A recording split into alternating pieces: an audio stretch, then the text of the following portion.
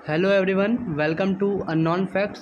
सो students, चलिए management information system का week 2 को हम लोग सॉल्व कर लेते हैं। उसके असाइनमेंट आ चुकी है।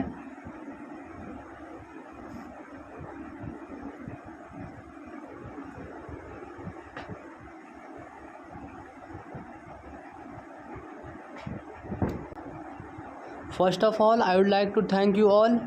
आप लोगों के सपोर्ट की वजह से आज हम लोग 1K कंप्लीट हो गए हैं। ठीक है, तो इसी तरह अपना सपोर्ट बनाए रखिएगा और मेरे तरफ से जितना हेल्प हो सकेगा मैं आप लोगों को प्रोवाइड करता रहूँगा। ठीक है, so thank you for that. तो चलिए हम लोग वीक 2 के क्वेश्चन नंबर 1 पर आते हैं। Question number 1 is identify correct statements. 4 statements दिए गए हैं, इनमें से कौन सा सही है ये बताना है हम लोगों को। ठीक है, तो first is database system controls data redundancy. Second है database system eliminates data inconsistency. Third है database system is simple to implement in comparison to the traditional file system. और फोर्थ है database system is secure in comparison to the traditional file system. ठीक है, तो चलिए देखते हैं कौन सा होगा हम लोगों का आंसर, कौन कौन स्टेटमेंट अपने सही हैं। तो लेक्चर मटेरियल के अकॉर्डिंग जो स्टेटमेंट आपको मैच कर रहे हैं वो आप रीड करना है। यहाँ पर interfaces between application programs and database separates logical and physical view of data, solves problem of traditional file environment, और controls redundancy, eliminates inconsistency, enables central management and security. तो चलिए देखते हैं इसके अकॉर्डिंग कौन सा स्टेटमेंट हम लोगों का सही है।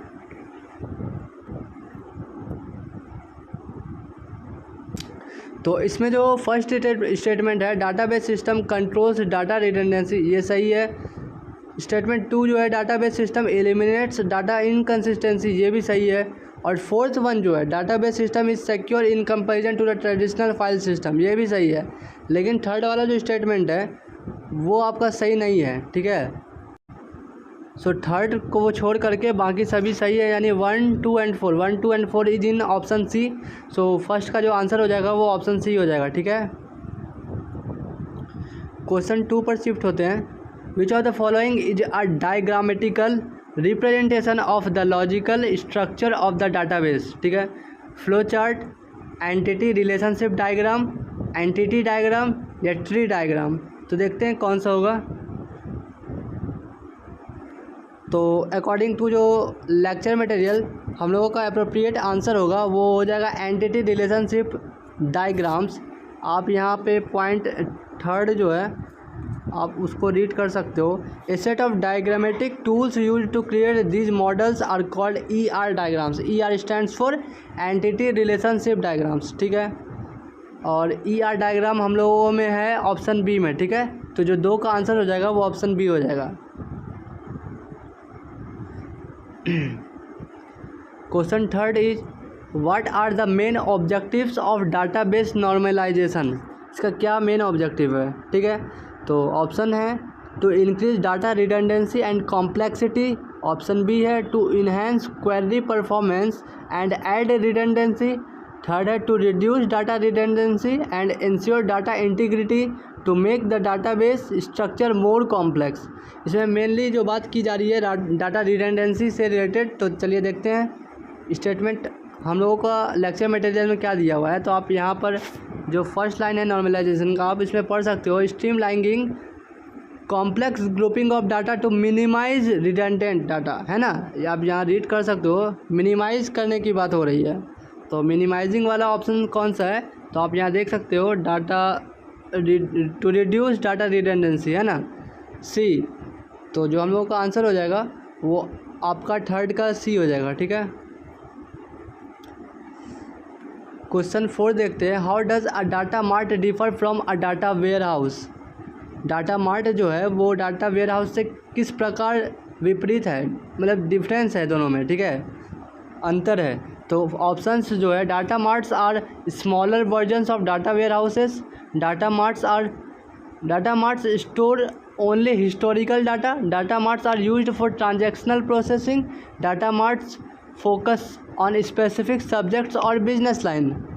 तो जो इसका आंसर हो जाएगा फिफ्थ का वो हो जाएगा बिजनेस लाइन वाला। आप यहाँ पे डाटा मार्ट के बारे में पढ़ सकते हो। It typically focuses on single subject single subject और लाइन ऑफ बिजनेसेस। तो सिंगल सब्जेक्ट्स, स्पेसिफिक सब्जेक्ट हुआ और बिजनेस लाइन है ना। तो क्या जो हो जाएगा हम लोग का जो आंसर हो जाएगा फोर्थ वन का वो डी हो जाएगा, ऑप्शन डी। ठीक है।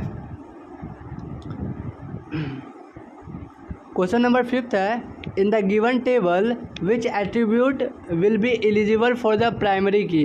जो नीचे दिए गए हैं employee ID, department ID, salary, name, इसमें कौन सा एट्रीब्यूट है, ठीक है, प्राइमरी के लिए। तो ऑप्शंस हैं आपके employee ID, department ID, salary या नेम। तो जो इसका आंसर हो जाएगा वो आपका हो जाएगा एम्प्लॉय आईडी, ऑप्शन ए। ठीक है, आप इसमें रीड कर सकते हो। ठीक है। क्वेश्चन नंबर 6 पर आते हैं। क्वेश्चन नंबर 6 हम लोगों का ट्रू और फॉल्स है। तो 2 स्टेटमेंट दिए गए हैं, चलिए देखते हैं कौन सा स्टेटमेंट इनमें से सही है और कौन सा स्टेटमेंट इनमें से गलत है। तो OLAP supports multi dimensional data analysis. ठीक है, कह रहा है कि OLP जो है वो सपोर्ट करता है मल्टी डायमेंशनल डाटा को। ठीक है। और second one is in OLAP each attribute of the information is a different dimension. सब जो एट्रीब्यूट्स होते हैं वो सभी डिफरेंट होते हैं अपने अपने डायमेंशंस के मामले में। ठीक है। तो देखते हैं स्टेटमेंट कौन सा हम लोगों का मैच कर रहा है। तो आप इसमें रीड कर सकते हो, देख लो। It supports multi dimensional data analysis, यानी स्टेटमेंट 1 जो है वो तो बिल्कुल करेक्ट है। सेकेंड स्टेटमेंट आप यहाँ पर रीड करो, each aspect of information is different dimension. ठीक है, सभी जो होते हैं वो अलग अलग डायमेंशंस के होते हैं। तो यानी कि स्टेटमेंट 1 भी हम लोगों का ट्रू है, स्टेटमेंट 2 भी ट्रू है। ठीक है। तो both statement 1 and statement 2 are true, that is option A. तो 6 का जो आंसर हो जाएगा हम लोगों का वो ऑप्शन ए हो जाएगा। ठीक है। क्वेश्चन नंबर 7 पर आते हैं। Which type of data analytics focuses on identifying the root causes of past performance और इवेंट्स। 4 ऑप्शंस हैं, descriptive analytics, diagnostics analytics, predictive analytics, prescriptive analytics. तो देखते हैं कौन सा होगा हम लोगों का आंसर। तो जो इसका आंसर हो जाएगा रूट काउजेस एनालिसिस का वो हो जाएगा डायग्नोस्टिक एनालिटिक्स। ठीक है। तो डायग्नोस्टिक जो है वो ऑप्शन नंबर बी में है। तो हम लोगों का 7th का जो आंसर हो जाएगा वो ऑप्शन बी हो जाएगा। ठीक है। सो स्टूडेंट्स, अगर आपने चैनल को सब्सक्राइब कर दिया है फॉर अपकमिंग वीक आंसर्स तो उसके लिए तो थैंक यू। अगर नहीं किया है तो प्लीज़ कर लेना, जिससे आप लोगों को असाइनमेंट के आंसर्स ढूंढने में काफ़ी परेशानी नहीं होगी। मैं ढूंढ कर आप लोगों के लिए वीडियो बना देता हूँ। ठीक है। और इस वीडियो को उन स्टूडेंट्स तक ज़रूर शेयर करें जो भी स्टूडेंट्स मैनेजमेंट इन्फॉर्मेशन के कोर्स को इनरोल किए हैं। ठीक है। क्वेश्चन नंबर 8 जो है हम लोगों का वो है, which technique is commonly used in predictive analytics to forecast future outcomes based on past data. Option A is regression, option B is decision tree, option C is support vector machines, option D is data visualization. तो इसके according, lecture material के according जो हम लोगों का answer हो जाएगा वो हो जाएगा रिग्रेशन एनालिसिस। ठीक है, पास्ट डाटा के ऊपर या ट्रेंड के ऊपर या एनालिसिस करता है।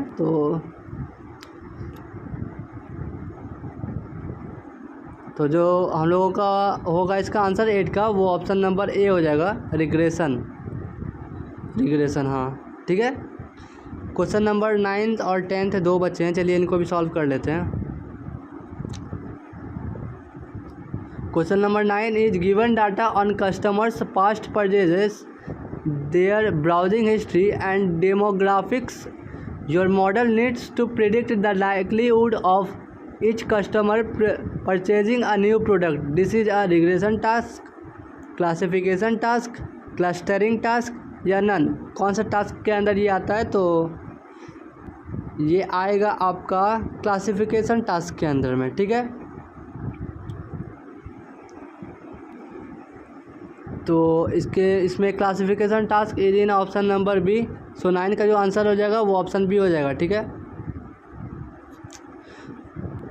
तो स्टूडेंट्स, अगर आपको किसी भी क्वेश्चंस में कुछ भी डाउट हो या अगर आपको लगे कि मेरे बताए हुए आंसर गलत हैं, तो आप प्लीज़ अपना जो आंसर आपको लग रहा हो वो कमेंट करके मुझे बता सकते हो। साथ ही साथ पीछे रीज़न भी लिख देना कि क्यों ऐसा लग रहा, या आपको कहीं से कुछ और स्टेटमेंट मिल रहे हैं। मैं लेक्चर मटेरियल को ही फॉलो करता हूँ, इसलिए मैं उसके अकॉर्डिंग जो आंसर्स दिए गए रहते हैं मैं वो बताता हूँ, ठीक है। फिर भी अगर आप लोगों को कहीं कुछ डाउट हो तो आप लोग प्लीज़ कमेंट करके पूछ भी सकते हैं और बता भी सकते हैं, ठीक है। आपका कमेंट का वेट मैं हमेशा करता रहता हूँ, ठीक है।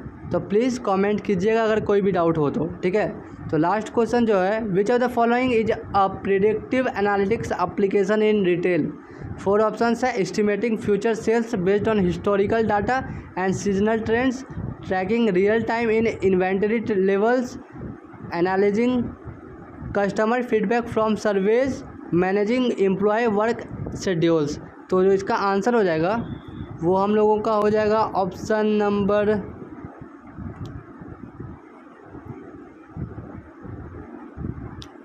इसके अकॉर्डिंग जो आप पढ़ लो यहाँ, finding frequent patterns, analysing item sets in customers basket और transactions and identifying frequently occurring item sets which can be basis on recommendations known as market basket analysis in retail. तो जो हम लोगों का इसका आंसर हो जाएगा वो ऑप्शन ए हो जाएगा, ठीक है। Estimating future sales based on historical data and seasonal trends, ठीक है। तो 10 का ए मार देते हैं हम लोग, ठीक है। सबमिट कर लेते हैं। So thanks for watching the video.